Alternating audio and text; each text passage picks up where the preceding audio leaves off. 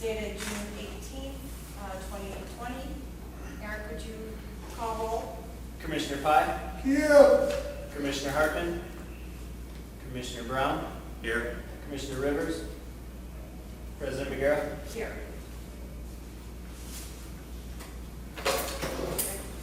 Yes. Please stand and say the Pledge of Allegiance with me. I pledge allegiance to the flag of the United States of America and to the republic for which it stands, one nation, under God, indivisible, with liberty and justice for all. Thank you. Please be seated. Okay, I will entertain a motion for the approval of the minutes from last meeting. The minutes of the regular, okay. I make a motion that we approve the minutes of the regular meeting of the Board of Commissioners of the Zion Park District, dated 28 May 2020 at 7 p.m. I second that. Any further discussion needed? All in favor? Aye. Any opposed? Motion carried. All right. No guests this evening. Hi, Erin. Hi. I know it. Here's our guest today. We'll move on to the agenda. So is there anything needed to change on the agenda? No. All right. I will entertain a motion for the approval of the agenda as stated. So moved. Second. Any further discussion? All in favor? Aye. Aye. Any opposed? Motion carried. Okay, any comments from the commissioners this month? Short. There's a lot of work that went into that. I saw, whatever, all the different groups that were doing the collaborations. There's a lot of work you guys did. Good job. Yeah, I will echo what Rick says about the strategic committees. That's There was a lot of work that went into that. So it'll be exciting to see the end product that we're busy put together. Yeah. Soon. Soon. Yeah, and thanks for all the committee heads. Yeah, We did a good job. yes. Okay, moving on to our reports. Anything from the attorney? No. Okay. The treasurer's report, we do need to approve the unpaid and paid bills, and I will entertain a motion. Or, I make a motion that we pay the total unpaid bills of $131,325.95, and the total paid bills of $155,298.07, grand total of $286,624.02. I second that. any further discussion needed? Eric, call roll. Commissioner Pye? Aye. Commissioner Brown? Aye. President Magiera? Aye. Okay, we are moving on to the director's report. On the last page in the packet, on page 66, is the updated concert schedule. So we have moved all of the June and the first July concert to August, which is nice that we still have a full concert series scheduled. We are hoping that in phase 4 we can do concerts. It looks like if that is approved by the state at the end of this month, that it will have limits of gatherings of 50 people. Our plan is to lay out a grid outside so that everyone can be social distance, and that once that fills up, people have to stay in their cars. That's kind of our plan. We will try to accommodate having concerts still under those guidelines. So we hope that will. If the people are in their cars, will they just be rolling windows down, or is there like a radio in? How loud? Yeah, no, I don't think so, because the bands bring their own Oh, sound okay. equipment, so it would be, but if you sit in the old pool parking lot, you're Yeah. pretty close to the venue.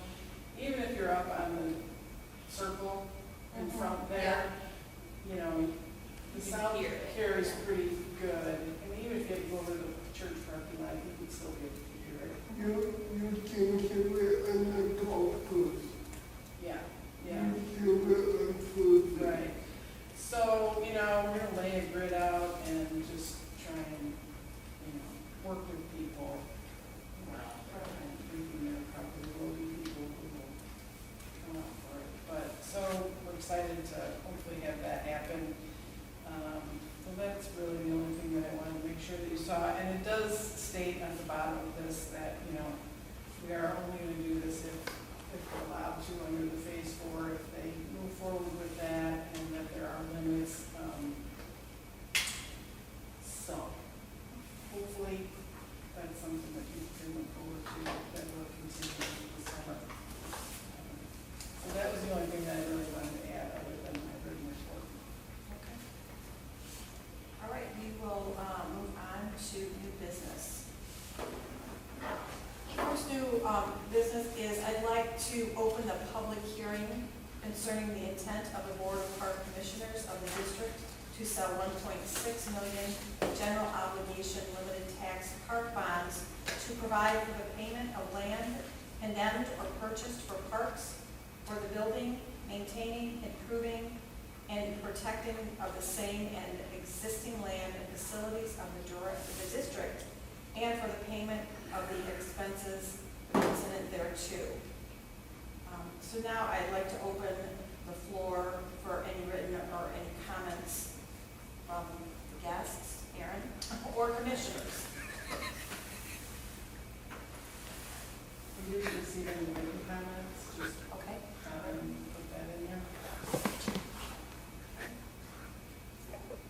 Any comments from the commissioners? So if you remember, we do this sometimes for more than just 1 year, the buy-in. So it's the Bond Issuance Notification Act, and with the 1.6 million that we have in this notification will probably get us through this large bond sale and maybe a second one, which we probably won't be able to do until 2021.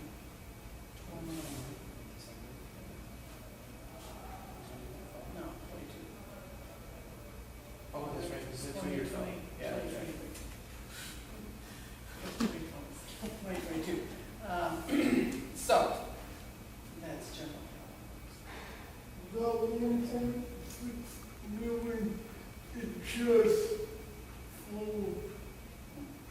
No, it would be for probably that issuance, which is 980,000, I think, or 900 and some thousand. And then that will be a 2-year issuance, and then probably the next issuance, which in our plan is probably at about the next one. We haven't really decided on that, but where we have been generally has been around 380, 350, so. We have to get through this one as a 2-year issuance, and then make the decision on how we're gonna, what we're gonna use for the next one. So, we have a lot of capital issues, so. Okay? So if there's no other comments or questions, then I'll entertain a motion to close the hearing. Do you have another question, Jess? we can close it. I thought you had been open for 3 No, days. this is different. Okay, This one we do close. I will close it. You're making a motion? Making a motion to close the hearing. All second. Okay, any further discussion needed? Eric? Commissioner Brown, Aye. Commissioner Pye, I President McGarrett, Aye. probably will. That's okay. We're going to move on to number 10, saving of plants at Bolsa Park. So I did include in the packets a couple of letters going back back and forth between myself and Ken Click from the Lake County Forest Preserve. Are you on page 60? Yeah. 60 or 60? 60. He is the restoration ecologist for the Lake County Forest Preserve District. He is familiar with HOSA Park as he has been out there in a variety of capacities with students that he works with. Our steward, Kathy Garnis, who has work days out there, Ken goes out there and helps her with those work days at HOSA. And with this erosion that's happening because of the high wave action on the beach and him understanding the delicacy of that environment and the plants that are endangered, that grow there and really don't grow anywhere else. He was really concerned about losing some plant life in Illinois that would never come back. So he approached me about doing some plant saving of some of these endangered species. He contacted the Chicago Park District, which has a dune at Montrose Harbor that is 15 feet above the lake level, so it is less endangered by the waves of the lake and the lake, going that far inland. So it's an environment where these plants would survive and thrive because it's a similar environment to where they are. Also, he talked with the Lake County Forest Preserve, which has a nursery on Rollins Road. They actually are creating some sand beds at their nursery to take these plants to keep them from disappearing. The Chiwaukee Prairie, which is in Wisconsin, is interested also. It is part of the Ramsar designation that HOSA is part of. The Chiwaukee Prairie, it goes all the way from up there down to south of HOSA. Was interested in some plant material. And the thing is that, they will save these plants, and then if we get to a point where HOSA they can be reintroduced at HOSA, they would be native plants that would probably reestablish themselves once there is a little bit of stability with the lake. So it's not only the dune, it is actually the back of the property of HOSA where the water is washing so far over and then it's pooling in the back part of the property, and those plants are drowning. And the plants on the dunes are getting washed into the lake. So they're actually going to take species from both. And there is enough flora out there that even if they take some of each of those, there are still some that will still be there. But it also banks it for us, which, that's a great working partnership, right? And having someone with the experience of Ken Quick come in and do that for us is really valuable. So he approached me about doing that. He has these partners. He is going to oversee all the plant removal to make sure that things are not disturbed unduly and that there are still plants left there. So he has a lot of them marked out there. And it's really interesting to collaborate with him. He's very knowledgeable about the plants that are there and all these endangered species. So I went ahead and replied to there because it's a time-sensitive thing. He's putting all these people together. He's doing a lot of work for us. And talked to our steward to make sure that she was comfortable with this because she is our steward. We have an agreement with her. She was very comfortable with him doing that. And he's bringing in all the manpower from these other areas that are going to do all the digging. We don't have to provide any of that, which he's bringing in experts, which is good. We don't really have that environmental expert necessarily. So it's a win-win for us, I think. I guess I didn't realize that was a prickly pear cactus. That's my favorite cactus juice. there's some out there. It's really good. They used to be very prevalent along the beach. Probably 5 years ago, we would walk along there and see them quite frequently. They're almost all in the lake now. There's very few of them left. Kathy moved some back, but where she moved them back to now is drowning them because it's in water that's holding back there. So it's really, Hundreds of years old. yeah. So. Yeah, I think that's a.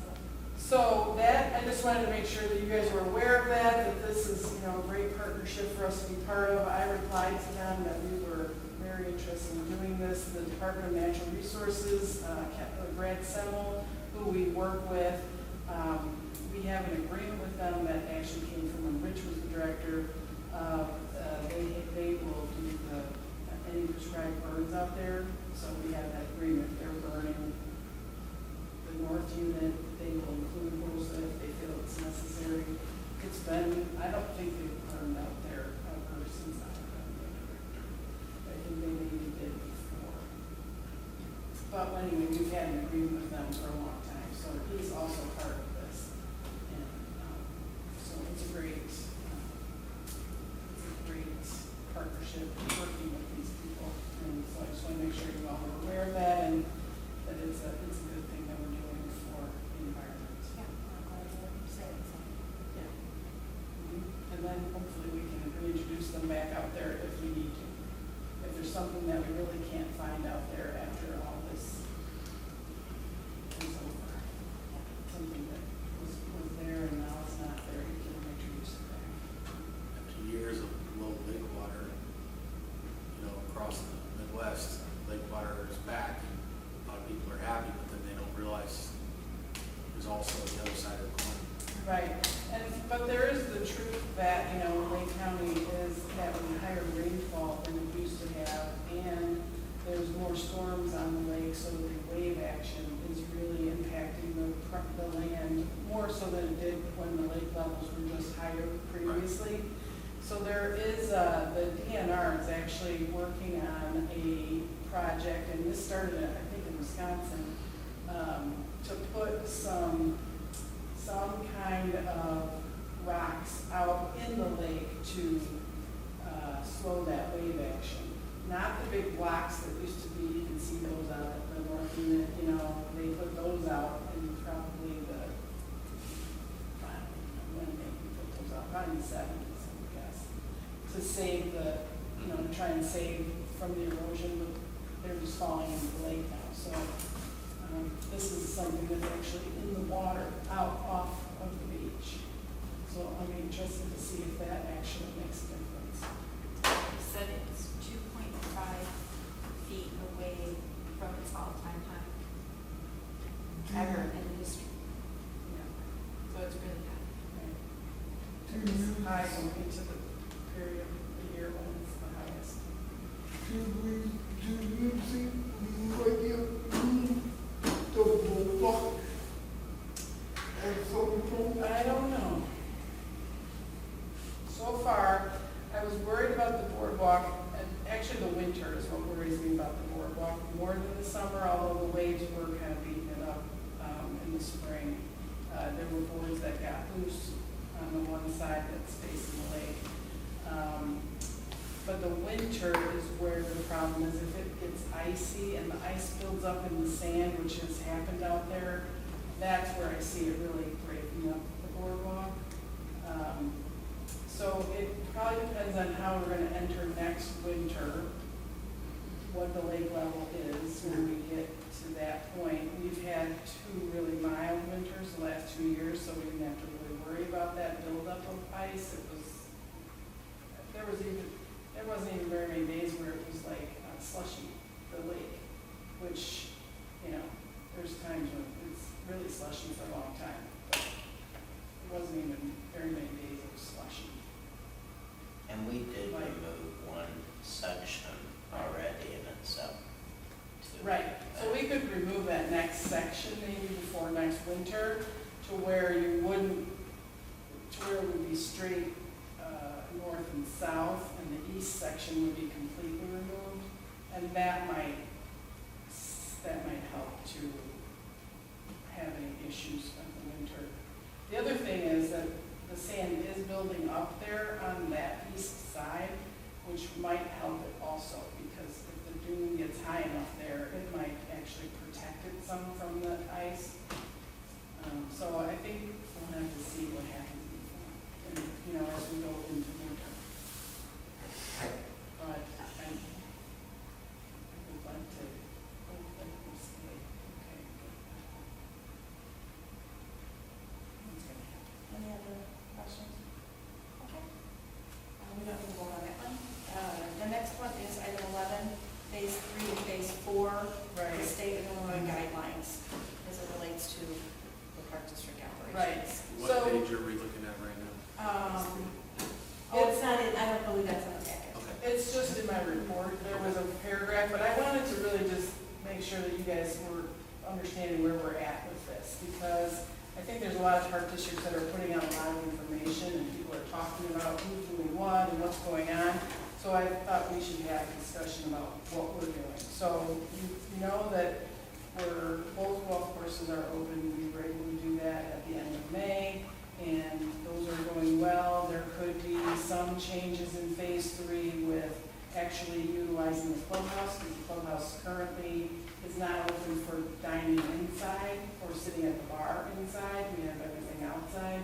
That could change, I think, which would probably lead to even more food service, but what we're doing now is good. We put the big tent up at the side, and that's got picnic tables, and so we are doing outdoor dining, which I think has helped keep those revenues going.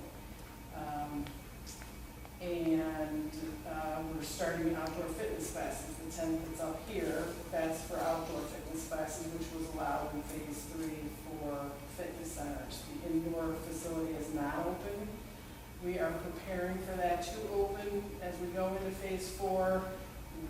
In phase 4, what the guidelines say is that you can open fitness facilities with reduced capacity. So we are putting together all of the guidelines to do that right now, so that if phase 3 opens at the end of this month, we're ready to open right away. So we're looking at how the equipment is spaced out, so what will be open. We're looking at the guidelines on the size of the facility and how many people can be in there. We figured out that, probably even with at half capacity, we're probably good with the number of people who we normally have in there. At the different times of the day, we're looking at all of those things, and at Herman Park also. So we're kind of evaluating, putting that all together. Day camp, we put together the summer day camp. If we can get this open in phase 4, it is a phase 4 thing also, so we're preparing for that to open up in the middle of July, have a 6-week summer camp at the Shiloh Center with 30 kids, at Herman Park with 20 kids. Those are about half capacity of what those programs would normally have, but it'll be interesting to see what kind of response we actually get from the community. There are some people who've asked about camp on our Facebook page, but we don't know where people are What are the at. age ranges again? 8 to 12, right? 8 to 12. First grade to 8th grade. Well, And the kids will have to wear face masks for their inside. so, that'll be- That the park district's providing, or they're, or they have to come? Well, we've asked them to bring them, but we will have extras. Like So we a will have. throwaway thing? Yes, and we did get an order that we're waiting for with the band. When it So it's goes like the in. neck band ones is what we ordered. Of course, we ordered them in March and we haven't gotten them yet. And they keep saying they're back ordered, so. That they'll take them home with them, or? No, they'll leave them with us. We will wash them and have them ready for them to put on the next morning. Okay. So when they enter the building, so they'll be dropped off in the parking lot, parents aren't allowed in the building. And we'll do a quick health assessment, and then we'll have them them come in, wash their hands, put their face mask on. We'll try to keep them outdoors as much as possible because they don't have to have face masks when they're outdoors. Groups of 10, 30 feet apart. So that is a couple of the things. It does not appear to me, unless they make a big change, that playgrounds will open in phase 4, which is something that people are looking for, or that we will be able to put up the outside basketball hoops. I don't know. We'll see if there's something that, Open basketball inside. yeah, we won't be doing that. Inside will just be the fitness room. And we are doing a ton because it is a no contact youth sport. So we are Right, doing. so the time is their summer program. Dog obedience is running in summer program because they can do that socially distanced with limited class sizes and one-on-one.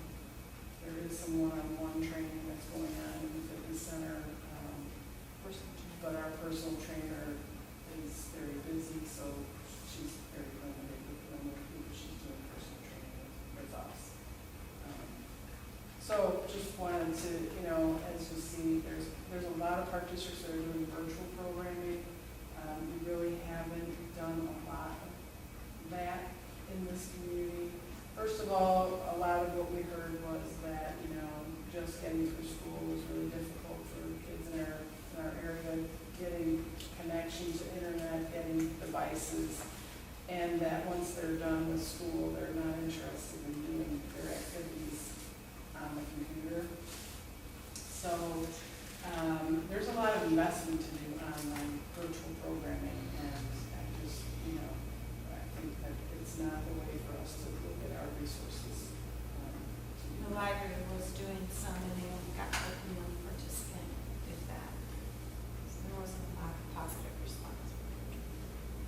Right, so, I just think there's a lot. So as we can open stuff up, that's what we're going to try and do. So that's where the plans are right now. So I just wanted to make sure that you guys are aware that, there is a lot of work that goes into trying to adjust for this virus and the environment of getting things going. It seems, I don't know, in some places it seems like people are just doing whatever, but we're really being cautious. And I think that's the way for us. I did have one question Yeah. about the golf courses. Came to me that we, Ellen, have the perfect caught about the, Yeah, I think that was one of the questions, that was kind of questionable, whether that was gonna be allowed or not to start with. We, we're trying to stay as much away from cash transactions as we can because that's the recommendation. And yeah, he's got to bring staff on to do that. So we have been, again, kind of proceeding with, let's figure out how this part of this works and then move on to the next. yes. And so that's kind of where we've been at. Yeah, yeah. So we got a mobile card reader, so hopefully people out of the course can actually use a credit card to buy stuff from the card. But, it's just a process, There's been a lot of work going into opening it all under the new guidelines just because there's so many things that needed to be addressed. So we're just taking it slow. Okay. We don't need to vote yet. And so our last thing is I will entertain a motion to go into executive session. So, You do I? yes. Yes. Oh, sorry. All right, I gotta find the page. 'Cause